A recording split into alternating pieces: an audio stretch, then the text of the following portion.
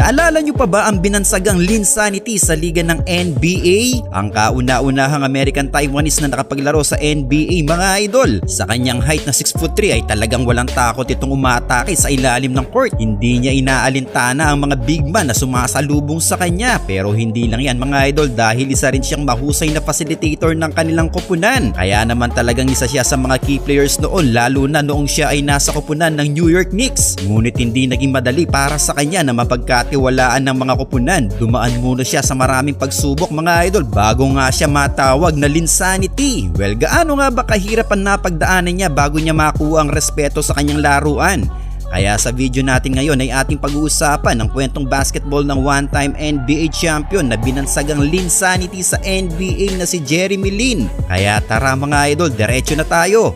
Well, pinanganak na si Jeremy Lin sa Torrance, California. Parehong Taiwanese ang kanyang magulang na nag-migrate sa Amerika. Kaya naman sa kanyang paglaki ay talagang batak din nakikipaglaro ng basketball sa mga Black American itong si Jeremy Lin mga idol. Well, sa kanyang college basketball ay naglaro siya sa Harvard University, pero mas nakilala na nga siya sa kanyang senior year. Ito ay sa taong 2009-2010 matapos siyang umaverage dito ng 16.4 points, 4.4 rebounds, 4.5 assists, 2.4 steals at 1.1 blocks per game. Hindi man siya pinalad na makapagkampiyon sa kanyang collegiate year, pero napangalanan naman siya noon na 12 most versatile player sa college basketball. Tinapos niya ang kanyang college basketball na nagkaroon ng 1,450 points. 2010 NBA draft na makipagsapala rin itong si Jeremy Lin na pumasok na sa liga ng NBA mga idol. Ngunit dahil isa nga siyang Asian kaya hindi rin masyadong napukaw ang interes sa kanya ng mga kupunan noon. Dismayadong umuwi nga itong si Jeremy Lin dahil wala ngang kupunan na kumuha sa kanya noon. Ngunit hindi ito nawalan ng pag-asa at sumubok naman ito sa NBA Summer League. Nakapaglaro siya sa kupunan ng Dallas Mavericks. Hindi sinayang ni Jeremy Lin ang pagkakataong ito mga idol dahil nabigyan nga siya ng mahaba-habang minuto at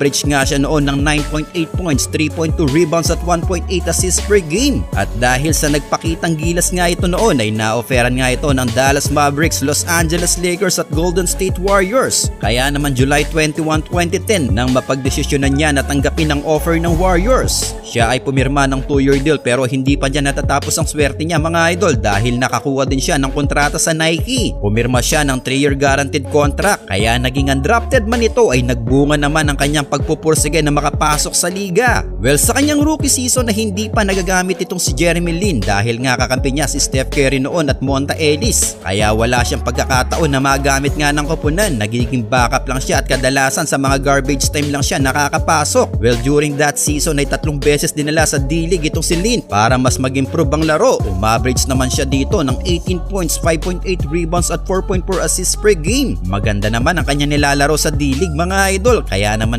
panandali ang ginawa siyang backup noon para kay Steph Curry, pero hindi pa rin ganong katiwala nga sa kanya ang koponan. Well, siya ay nakapaglaro lamang ng 29 games sa kanyang rookie na umaverage lang ng 2.6 points in 9.8 minutes playing time per game. No chance para kay Jeremy Lin na mailabas ang full potential niya dito mga idol. Well, nang matapos ang kanyang rookie season at hindi nakapasok sa postseason game ang Warriors, 2011 na magkaroon naman ng NBA lockout, kaya September 2011 na makapaglaro pa siya sa mga iilang liga sa CBA or Chinese Basketball Association. Naglaro din siya sa ABA Club Championship sa Guangzhou, China at pinangalanan pa nga siyang MVP sa tournament na yun. Well, during off-season ay mas inimprove nila ang kanyang laruan lalo na ang kanyang shooting mga idol. Todo ensayo siya para makita ng kupunan ng Warriors ang kanyang malaking improvement sa kanyang laro. Nagbalik na nga ang NBA, nagpalit ng head coach ang Warriors at itong si Mark Jackson nga ang pinalit noon. Ngunit isang malungkot na balita para kay Jeremy Lin mga idol dahil bago magsimula ang season ay winave siya ng Golden State Warriors para magkaroon ng free salary cap at makakuha nga sila ng big man.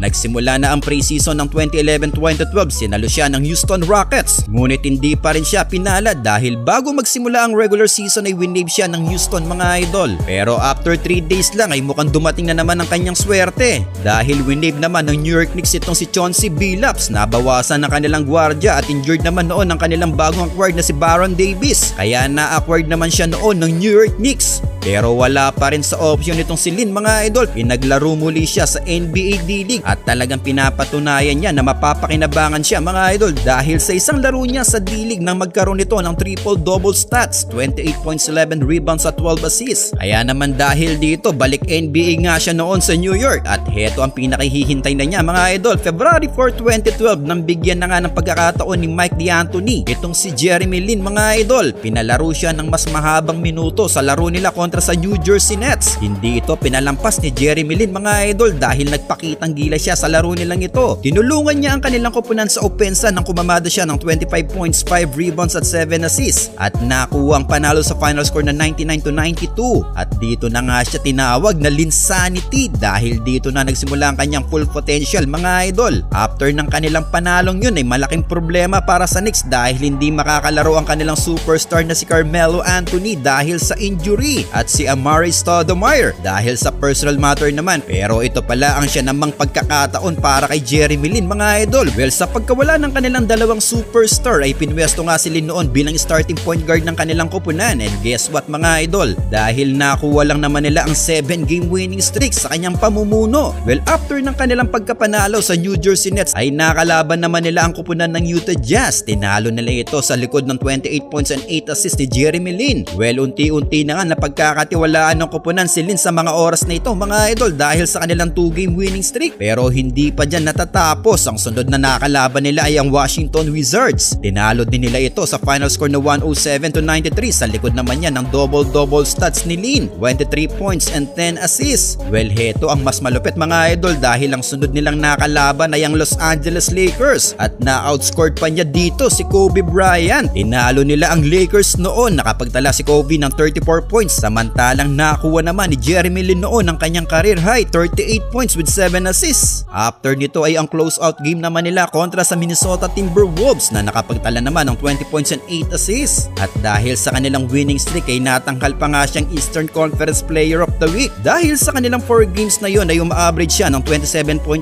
points, 8.3 assists at 2 steals per game. Well, sa kanilang pang 5th winning streak ay isang game-winning buzzer beater naman para kay Linsanity ang kanyang ginawa mga idol. Ito naman ay kontra sa Toronto Raptors at ang kanilang pang 7-game winning streak ay kontra sa Sacramento Kings. Nagpamalas naman siya dito as a facilitator matapos siyang kumamada ng 13 assists at nakuha nga nila ang panalo sa final score na 100-85. Ngunit after ng kanilang pagkapanalong yun ay naputol ito ng Hornets sa isang close-out game 89-85. Well, despite the loss ay magandang numero pa rin ang kanyang inambag with 26 points. Well, dahil sa tulong na rin ni Jeremy Lin sa koponan ng New York Knicks ay natulungan niya ang koponan na makatawid noon sa NBA playoffs mga idol. Ngunit round 1 pa lang na makaharap na nila ang naghahari sa East noon ng Miami Heat. Well, muntik pa silang ma-sweep noon mga idol. Well, sa sumunod na season lang din na magka-interes sa kanya ang Houston Rockets. Interesado pa naman ang Knicks noon na panatilihin siya sa koponan. Ngunit hindi nila natapatan ng offer ng Houston noon na 3-year deal worth $25 million.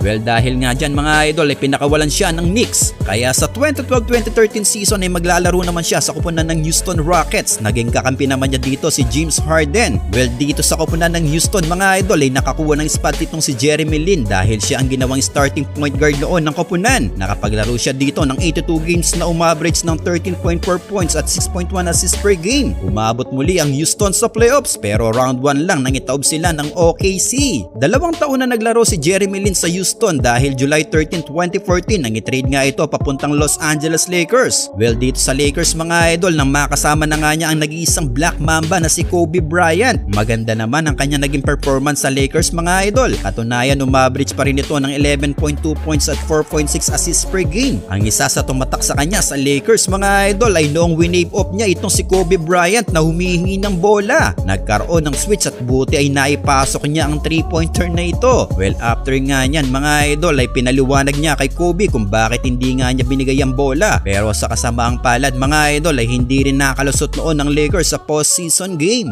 After lang ng season na yun na makapirma naman siya ng 2-year deal worth $4.3 million na lang sa Charlotte Hornets. Well, off the bench ang kanya naging role sa Hornets noon mga idol, pero nabibigyan pa naman siya ng mahabang minuto na uma-average ng 11.7 points per game. Nagpangpito pa nga siya noon sa NBA 6th Man of the Year. Well, dinikline ni Jeremy Lin ang kanyang player option sa Hornets at nakapirma naman ito sa Brooklyn Nets. Well, maganda naman sana ang kanyang naiambag sa Brooklyn noon mga idol na kumakamada ng 14.5 points per game. Ngunit sa koponan din niya ito nakuha ang isa sa magpapabago na ng kanyang laruan matapos itong magkaroon ng serious injury na halos mapaiyak sa sakit mga idol. Nagkaroon nga siya ng ruptured patellar tendon. July 13, 2018 nang matrade pa siya papuntang Atlanta Hawks, naging mentor pa siya dito ng mga rookie noon na sila Trae Young. Pero sa kalagitnaan ng season nang i-wave nga siya ng Atlanta na kung saan sinalo naman siya ng Toronto Raptors. Ito ay sa 2018-2019 season pa rin. Nakapaglaro pa siya sa Raptors ng 23 games mga idol, averaging 7 points per game. Sinuwerte pa nga itong si Jeremy Lin noon mga idol dahil umabot ng NBA Finals ang Raptors kalaban ng defending champion ng Golden State Warriors. At dahil injured noon si KD at Klay Thompson ay nakuha pang makapagkampiyon ng Toronto Raptors. Kaya bago nga niya lisanin ng liga ng NBA ay nakaranas pa nga muna ito na magkampiyon sa NBA. Well, after nga nilang magkampiyon mga idol ay hindi na rin nabigyan pa ng kontrata si Jeremy Lin at bumalik na lang siya sa CBA. Well, hanggang ngayon mga idol ay naglalaro pa naman siya at sa liga na ng Taiwan Professional Basketball League. Well, kayo mga idol, ano ang masasabi nyo sa naging karera ng binansagang Linsanity sa liga ng NBA na si Jeremy Lin?